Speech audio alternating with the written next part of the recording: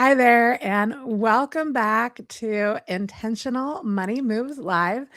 I'm Leah Hadley, and I am so happy that you are here with me today. If you're watching live, let me know that you're here. Say hello. Oh, I just realized I don't have the comment. There we go. Opened up the chat. So if you're watching with me live, let me know that you're watching. If you're watching the replay, let me know that as well. If you're new, welcome. We do this every Monday at 1:30 p.m. Eastern Time, where we talk about real money. We talk about life. We talk about any real questions. What is all this financial jargon? And so we're here for you to really lift you up in terms of your financial literacy, the way you think about money, and the way that you really go about achieving your financial goals. So this week, we are on week 4 of a series that I called Inflation Decoded. So 3 weeks ago, we talked about what inflation actually is, and I can include some links when I get off to some of the other videos that we've done. The first week, we talked about what is inflation. And then the second week, we talked about how to read the headlines without letting them completely stress you out. And last week, we talked about how inflation quietly drains a budget through things like shrinkflation and through a raise that might not really be a raise in real dollars, right? But today is actually the day that I have really been looking forward to this week and next week because we're kind of building up through the series. And today we're talking about where this really stops being about like the headlines and the news and where you can really look at it personally. What does it mean for you personally? Okay. So here's what I want to leave you with today. First and foremost, inflation does not destroy value evenly. Okay. It transfers it. So when prices rise, money moves. It moves from some people toward other people. And the direction it moves depends on how your particular life is arranged. Now, this is important. It's not about how hard you work. It's not about how careful you are, right? We're talking about structure, right? How the structure you've created in your life, which means the real answer to the question, is this helping or hurting me? That's what we're going to be answering over the next 20 minutes or so. Okay. I did make a worksheet to go with today's video. I think, we're covering a lot of very specific content through this series. And so these worksheets, these handouts that I created are really designed to kind of help you take the topics that I'm talking about up. Certainly they have little reminders of some of the specific things that we've talked about. But then how do you actually apply this to your own life? Okay. So the worksheet, if you're on our email list, you got the email letting you know about this live session. The link to the worksheet was in that email. If you are not on our email list and you did not receive a link to the worksheet, put a number 1 in the chat and we will absolutely make sure that you get one. But we will also send out a link to that download with the replay recording link as well. So make sure that you have it. It's called Where Do You Stand? All right. Of course, my quick disclaimer, everything on this show is educational content. This is not a show that gives financial advice to individuals, right? I'm going to talk about things, categories, savings. I will never make specific investment recommendations on this show because your financial situation is yours and it deserves a real conversation. So we need to know a lot about somebody before we can make any investment recommendations. Now, last week, if you watched, I sent you home with a homework assignment that was just one line of arithmetic, right? And that was to look at if you received a raise over the last year, what percentage was that raise? And how did that compare to the inflation number, right? So we were looking at a number of 3.4%. Wanted to see was your raise positive or was it negative in terms of real dollar growth, right? And if I know that if you saw that it was negative, that could have felt very frustrating. So I want to pick up right where that landed because there's something the raise math is not telling you. And that's going to provide a lot more depth and information and clarity around how inflation may be impacting your own individual financial situation. Okay. Your income is actually only one of 4 places that we're going to talk about where inflation is touching right now. And a lot of people just don't even notice that, right? They don't all move in the same direction. That's important to know. And inflation can be taking something from you on one line and actually quietly handing you something else on another line in the very same month, in the very same household. So your raised math, excuse me, can come out negative while a completely different part of your balance sheet may actually be doing better than you think. Okay. Most people, most people are actually seeing both benefits and drawbacks. But most people don't know from a net perspective where they land. So that's what we're going to talk about today. We're going to talk about the four places that you may be seeing inflation impacting you. All right. So where are we going to look? We're going to start talking about debt. Okay. Because this is the one that actually surprises people the most. If you owe money at a fixed rate, inflation can quietly be working in your favor. Now, not dramatically, but quietly. So let's kind of talk about how that works.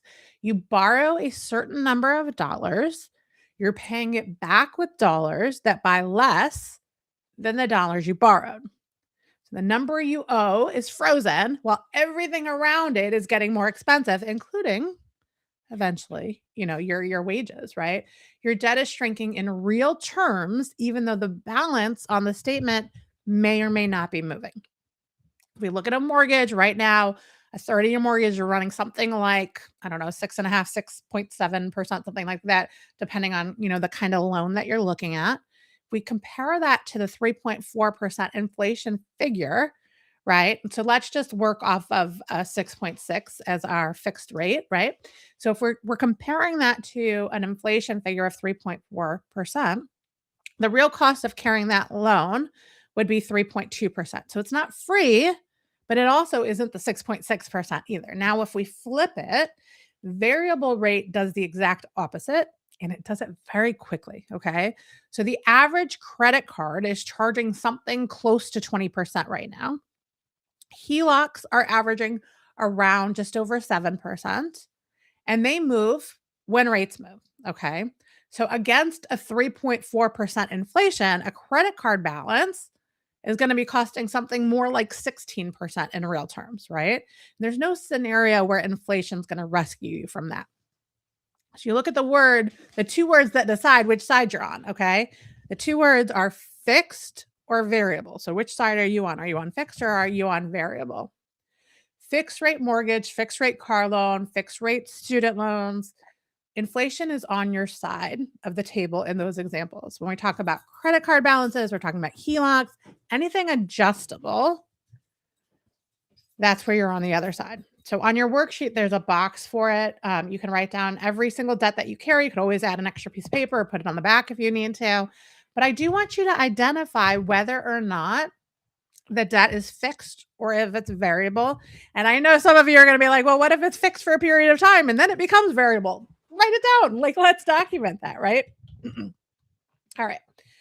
And for some of you, and I know that for some people, debt can trigger a lot of emotion. There may be reasons for the debt. That debt may absolutely be a source of stress. I absolutely get that. Remember when we're talking about being intentional with our money, the first pillar of the intentional money method is clarity. Part of being clear about what debt looks like is not putting it in the category of good or bad, but it's understanding what are the terms, what is the agreement, right? Is it fixed? How long is it fixed for? Is it variable? What determines how it varies, right? So that's really important. And I just encourage you to document that if that's something that you're working on without judgment. This is a place to get clear and to gather information. And let's leave the judgment aside. Okay. Second place I want you to look is at your cash. Now, I recently published an article on Substack that I talked about. I have had some concerns around, we benefited from high yield savings accounts, wonderful, wonderful interest rates in high yield savings accounts for an extended period of time, quite frankly. And people got really used to those rates and it was wonderful. and those rates have come down since the highs where they were. And so for a lot of people, they are looking for, how can I maximize my return on my cash? And I just want to encourage you, just like I said in that article, yes, we're going to talk about making sure you are maximizing your interest on your cash, but that doesn't mean to forget what cash is for and start trying to be more aggressive in investing it, right? Cash has a very important role in our allocation of funds. And so it's really important that you know what makes sense in your particular financial situation. Okay.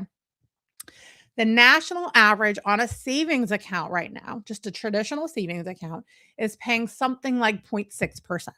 Okay.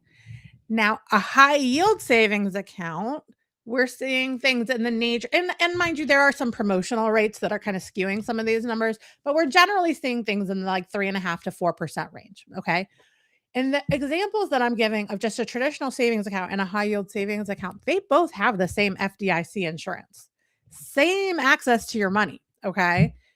Now, if we compare those to what we're seeing in terms of inflation, 3.4%, if you have your savings sitting in cash and just a general savings account, and it's only making something like 60 basis points, which is the same as 0.6%, right? In real dollars and real purchasing power, you're losing about 2.8%. Okay, that's compared to the 3.4 that we've been talking about. Now you're not losing dollars, right? The statement's going to say the same number. It's going to be a little bit bigger because there's some interest, right? And so that's why this gets missed, right? Is because we're looking at the number. The number may actually be growing, but you're losing purchasing power, right? At 4%, you're actually running a little bit ahead of inflation, barely, but still running ahead of inflation. All right. So I want to make that very concrete because this is important. Let's use two women, each have $20,000 in savings, right? One leaves it in the account she has had opened since she was in college, earning close to nothing. The other moved hers to a high yield savings account a couple of years ago. Okay. After 1 year, the first woman would have lost in real dollars about $560 in purchasing power. The second one gained about 160. So the difference between those numbers is about $700. And the only thing that separated those two numbers was literally a decision of where that money was going to live. There's no additional risk. That's not what we're talking about here, right? Nothing about this is sophisticated. This is not about investing right now, right? This is that form, a form to fill out to open the account is what we're talking about, okay? So I do want you to document on your worksheet where your cash actually sits. And I know, I hear from you. I talk to lots of people all day about money every day. So I know what you guys are thinking, or some of you are thinking. Some of you are like, well, but I keep it at that bank account in that savings account because I get some other perks or whatever if I have a certain balance with a particular bank. And those perks may absolutely be worth it. And they may not also be as well. All of this is quantifiable, right? And so it's a decision. You can make the intentional decision. Like, yes, I'm deciding that I'm going to accept a lower rate of return, a lower interest rate on my savings because I get all these other perks and that makes it worthwhile to me. That's fine. There's nothing wrong with that. If you're getting the value, but if you're not getting any value and all it's doing is sitting there and not keeping up with the pace of inflation, then look at some other alternatives. Okay. Now, I'm just going to reiterate that cash is still the right tool for an emergency fund, right? I'm not asking you to go chase investing yield on your cash. We want your cash to be as productive as possible, but we still want it to be in cash or cash equivalents. All right. The third place to look is your income, specifically whether or not it adjusts. Okay. There are basically three kinds of income when it comes to inflation, and they behave completely differently. Okay. One is going to be the income that adjusts automatically. And the one that always comes to mind for me is going to be Social Security, just because it's in the headlines all the time and what the actual adjustments are. But here's the thing. The 2026 cost of a living adjustment for Social Security was 2.8%. Okay, 2.8%. The projection for 2027 is currently running around 3.6%. And now, mind you, that is real protection. I don't want to undersell what they're doing, but here's what I want to show you. And that's there's a timing issue, right? The adjustment arrives in Social Security after the prices already went up. So you absorb the increase first and then see additional compensation later. It always runs a year behind. And then that doesn't even take into account what happens with Medicare, of course. So there's that. Second bucket of income is going to be income that actually adjusts when you make it adjust, okay? That's gonna be most salaried hourly employees. That's most of you who were doing the math with me last week, right? I'm not gonna run through those numbers again. You kinda know where they landed for you. But this is what I'm gonna add. If you are in this category of income, the adjustment exists, it is available, but you do actually have to have a conversation or take steps to make it happen. Okay. And that is a very different problem than not having the option at all. And I want to be very clear about that. Okay. Then there is the income that does not adjust at all. Okay. And so when we think about fixed income, a lot of times we think about seniors. A lot of seniors may be on pensions that don't adjust with inflation, right? Not like Social Security. Sometimes when people choose how they're going to take their pension in retirement, they may have the option to choose a COLA, a cost of living adjustment, COLA, cost of living adjustment, COLA, or to leave that payment static. Those are often options that are available to people making decisions about how they're going to take their income. Very commonly, when people are negotiating in a divorce, alimony or spousal support, child support, with no escalation clause, like those are very commonly fixed amounts. Not always. Sometimes people do negotiate inflation adjustments, but oftentimes they don't. Bond interest, when we talk about stocks versus bonds and kind of the difference between the two of them, I feel like a lot of with the creation of all these different bond funds and ETFs and things like that, I feel like a lot of the benefit or the value of bonds has kind of gotten lost in translation with some complexity around some of these products. But at the end of the day, a bond is a fixed income investment. That's how it's designed to pay a fixed level of interest, right, over a period of time. So here's what I want to be very, very honest about. If you are on this kind of an income, the standard advice that's like, oh, just negotiate a raise, right? We work a lot of younger folks on disability, may be experiencing this kind of income, right? The gap does not close through budgeting harder, right? It's going to close through a different plan. Now that's a conversation that we're having next week, so I'm not going to go into all of that. But for this worksheet, I do want you to write down each source of income that you have and mark whether it adjusts automatically. It adjusts when you push, when as a business owner, maybe you're raising your prices as an example, right? Or it doesn't adjust, right? There's no opportunity for it to adjust. Okay. And then the last area that I want to talk about are what you own. So the simplest thing I want to say, way to say this is, inflation is very hard on dollars and easier on things. So if most of what you own is denominated in dollars, meaning like cash or a cash equivalent account, right? Inflation is potentially grinding away at it, right? If a meaningful part of what you own is actually real assets, that might be property, business ownership, that business owners, like I just mentioned, may have an opportunity to raise their prices. Those tend to hold up better over longer periods of time. Now, not every year, we know that, right? And not predictably, but over long periods of time, that's what we've seen historically. Now I'm going to be very careful here because of what I do for a living. I am not telling you to go buy anything. I'm telling you to just simply notice the composition of what you already have. Most people just haven't looked at it through that lens before, okay? And I want to show you how uneven this gets, okay? So let's look at specific numbers for the July report, and then I'm going to wrap up here pretty quickly. If you have any questions, please put them in the chat so I can make sure to answer them before we wrap up today. Energy was up 14.7% over the past year. Gasoline, 24.6%. Meanwhile, Used cars were actually down 1.9%, and medical care, this is a surprising one, was only up 1.7%. So think about two households, okay? One drives 60 miles a day for work. The other works from home and was planning to replace a car this fall. So that same national average of 3.4%, these two examples that I'm giving you, totally different experience, right? This is what I mean when I say that everybody's not experiencing inflation in the same way, right? The commuter is getting hit hard by the fastest rising category in the whole index.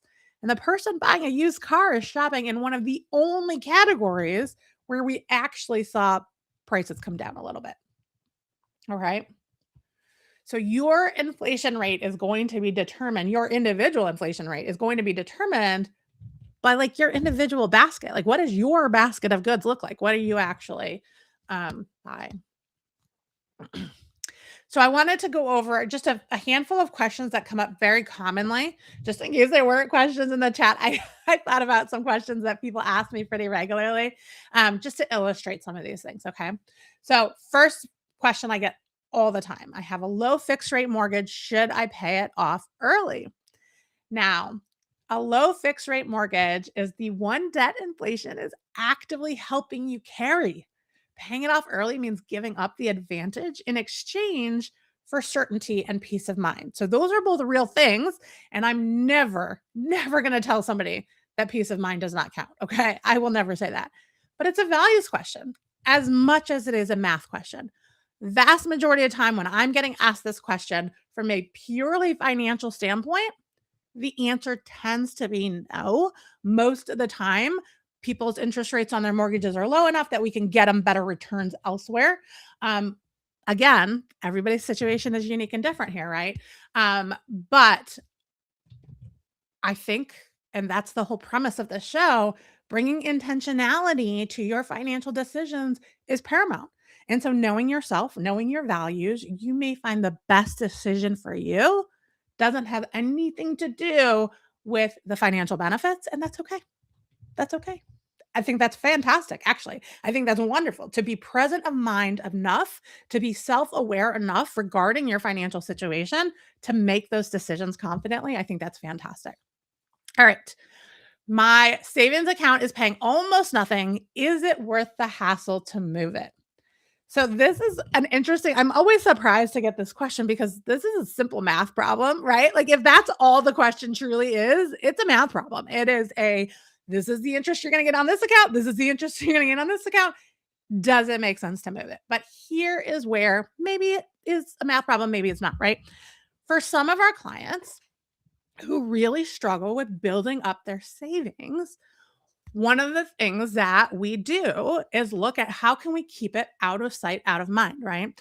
So for some folks, having a checking and savings account at a bank together makes a tremendous amount of sense. It makes banking simple and easy. And for some people, having it at the same bank actually makes it hard for them to be able to build up their savings. And so sometimes we have clients who will open up a high yield savings account even if the interest rates at their bank are maybe they're fine, just for the very purpose of understanding and knowing their own human behavior and making sure they're creating a structure that supports what they want. And if they want to build their savings and they know that with the savings account at the same bank as the checking account, they're just going to use that savings account as an extension of their checking account. So every time their checking account starts to get low, they just pull the money over and then they're frustrated because they're never building that savings account, right? So if you're somebody who like, hey, I recognize that problem, right? Then you might decide whether interest rates are better or not. You might decide to move the account because you know yourself. Similarly, on the other side of things, right? Moving to an account that has a higher interest rate might just not be worth it, right? It's another bank to deal with, it's another, whatever it is that's going on with you, that's fine. But that's the thing. It's yes, there's always the math conversation. And yes, we can always look at what is optimal from a financial standpoint. Really want to encourage you also, though, to be aware of your own goals. What step can we take to move you closer to your goals? And what step might be actually holding you back, right? And that's really powerful place to be. All right.